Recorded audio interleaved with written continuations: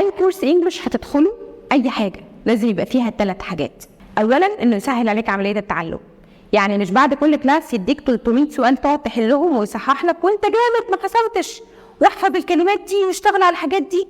هو كده ما بيشتغلش على مهاراتك وما بيعلمكش، هو بيخلي العمليه بتاعه التعلم والبروسس تقيله وخنيقه وسخيفه بالنسبه لك.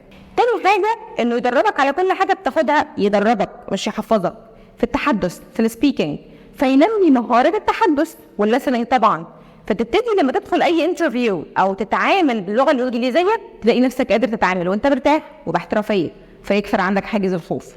ثالثا وده الاهم، انه يعرفك ازاي تدخل اي وظيفه وتتقبل فيها، يعني ازاي اقعد قدام الانترفيور، المهارات بتاعتي المطلوبه، البادي لانجوج، الاي كونتاكت، اعمل ايه وما اعملش ايه، وده كله بالانجلش مش بالعربي. ولو انت عايز تعرف اكتر عن ازاي تبقى محترف في استخدام اللغه وتبدا حتى لو مستواك كان زيرو، سيب لنا كومنت وهنتواصل معاك، احنا في انتظارك.